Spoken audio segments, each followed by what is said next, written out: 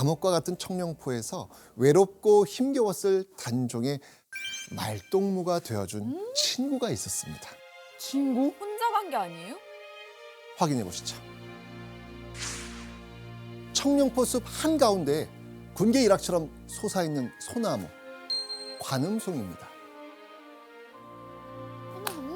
저게 단종의 애처로운 모습을 직접 목격하고 또 오열하는 것도 직접 들었다고 해서 볼관, 소리음, 그래서 관음송이라는 이름이 붙여졌다고 해요. 그리고 이 관음송이 이렇게 살짝 갈라져 있잖아요.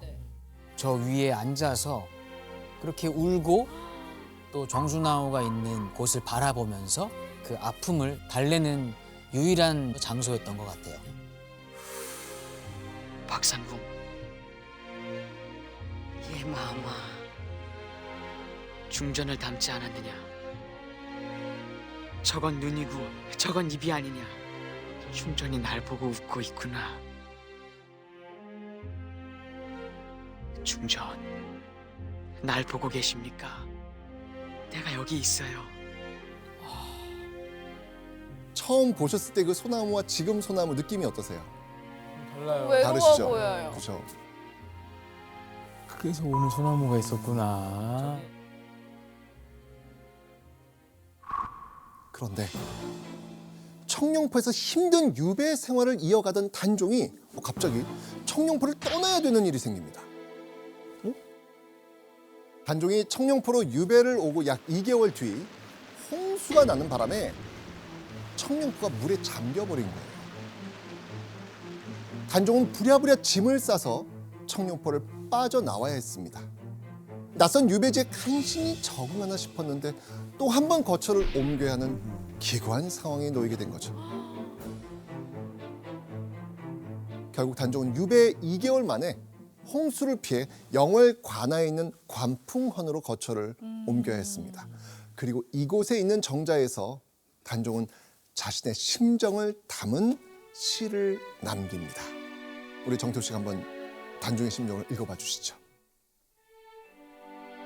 달 밝은 밤 두견이 우는데 근심 품고 누대 앞에 기대었네.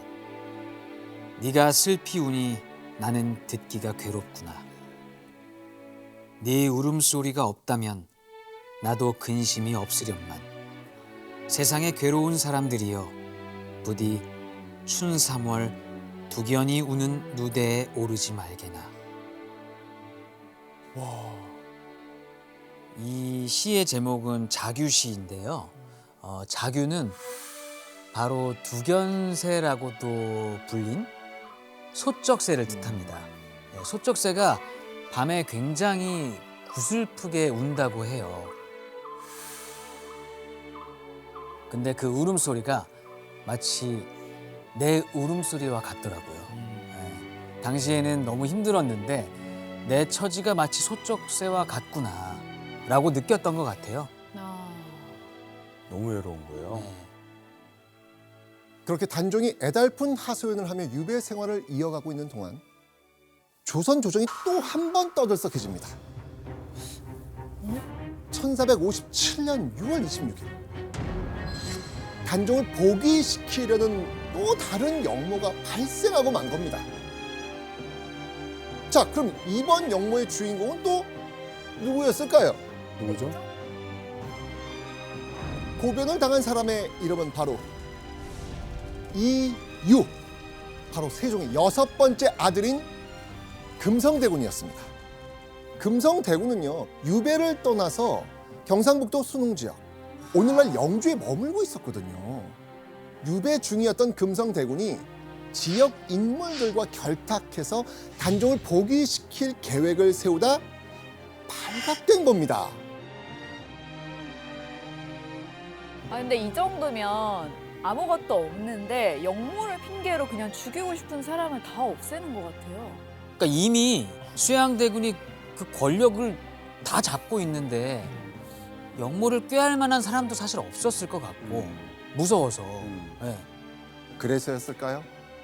이 소식을 들은 세조의 고민이 기록에 고스란히 남아 있습니다. 사간원에서 이유를 법대로 처치하기를 청하였으나 윤허하지 않았다. 1457년의 실록에는요, 금성대군과 노산군, 즉 단종의 처분이 거론되지 않은 날이 없을 정도입니다. 하지만 이때 세조의 반응은 이 일을 논하지 말라 라고 하면서 말을 돌립니다. 자, 또 다른 기록 한번 보시죠. 양녕대군 이재, 효령대군 이보가 다시 노산군 및 이유 등의 죄를 청하였다. 그러니까 심지어 단종의 큰할아버지였던 양녕대군이 단종과 금성대군을 처벌해야 한다는 이야기합니다.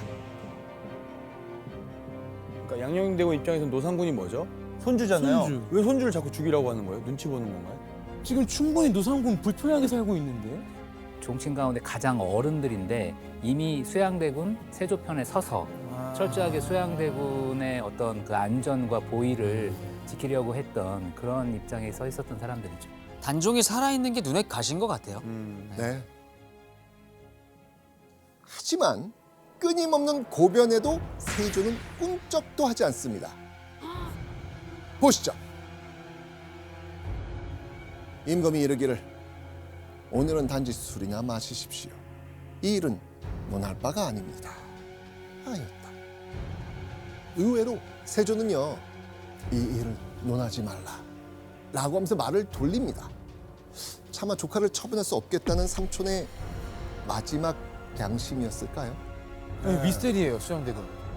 자, 그런데 단종과 금성대군의 처분을 두고 조선 조정이 뜨거워진 그때 유배지에서 시를 쓰며 숨죽여 지내던 단종에 관한 뜻밖의 소식이 전해집니다. 보시죠. 노산군이 이를 듣고 또한 스스로 목매어서 졸하니 예로서 장사 지냈다. 수가 무슨 뜻하는 거지? 맞습니다. 세조실록에는요, 단종의 측근들이 세조에 의해 하나둘 죽게 되자 그 두려움에 단종이 스스로 목숨을 끊었다고 기록되어 있습니다.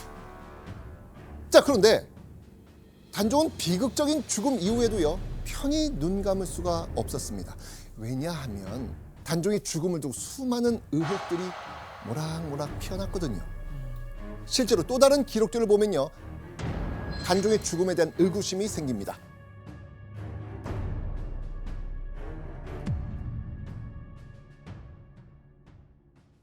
영월에 사약을 보냈으니 그 공사가 지금도 금부에 남아 있습니다. 선조실록. 삼촌 세조가 사약을 내려 조카 단종을 죽였다는 기록입니다. 자살이 아니라는 거네요. 그런데요, 비슷하지만 묘하게 다른 기록이 또 남아 있습니다. 공생 하나가 차마 하지 못할 일을 스스로 하겠다고 자청하고 나섰다가 즉시 9구멍에 피를 쏟고 죽었다. 숙종실록. 당시 금부도사가 사약을 들고 왔는데 차마 단종에게 건네지 못하고 머뭇거리고 있었다는 겁니다. 그때 하인 한 명이 자신이 직접 전하겠다면서 앞으로 나선 겁니다. 그러니까 세조실록, 선조실록, 숙종실록, 실록에서조차도 단종 죽음에 대한 기록이 지금 제각각으로 남아있는 겁니다. 여기서 끝이 아닙니다. 야사인 연려실 기술에는 단종의 죽음을 어떻게 기록하고 있을까요? 단종을 모시고 있던 통인 하나가 활줄의 긴 노끈을 이어서 단종이 앉은 뒤로 가서 목을 걸고 창구멍으로 끈을 잡아당겼다. 연려실 기술에는 단종을 모시던 하인이 큰 상을 받을 마음에 단종을 목 졸라 죽인 것으로 적혀 있습니다. 내용본이 어떠세요? 그러니까 확실히 뭐 다 내용이 좀 조금씩 다르지만 확실한 거는 본인 스스로 죽은 건 아니다. 타살 얘기가 많네요. 실록에 남아있는 기록과는 달리 야사를 보면 단종 죽음의 배후에 삼촌 세조가 있다는 의심을 더욱 강하게 느낄 수 있습니다. 정태호 씨, 진실이 뭡니까?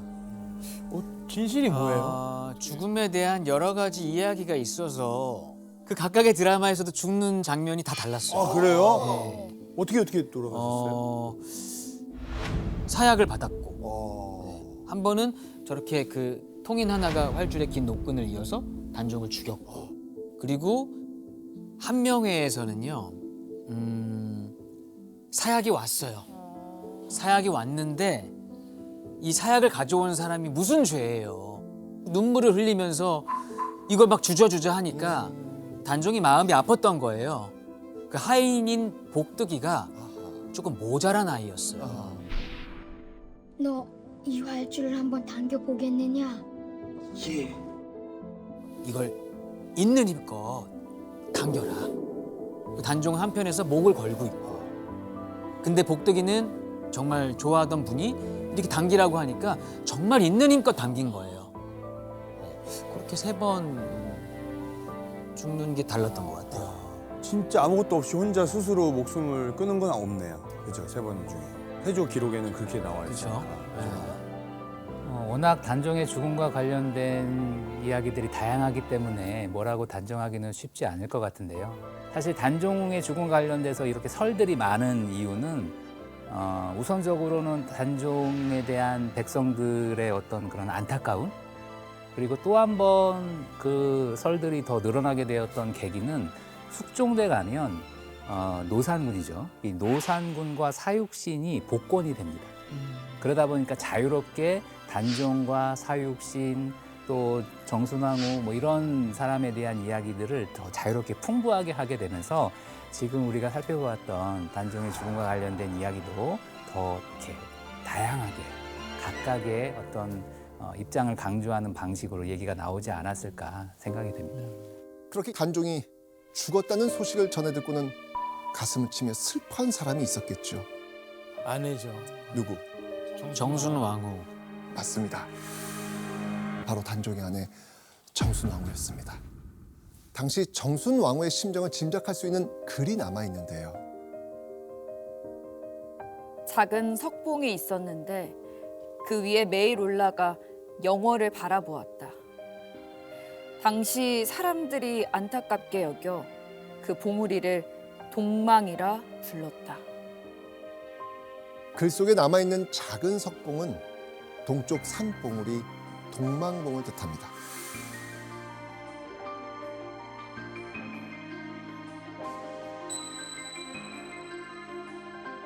정순왕후는 아침, 저녁으로 동망봉에 올라 단종의 유배지인 그 동쪽에 있는 영월을 바라보며 통곡했다고 하죠.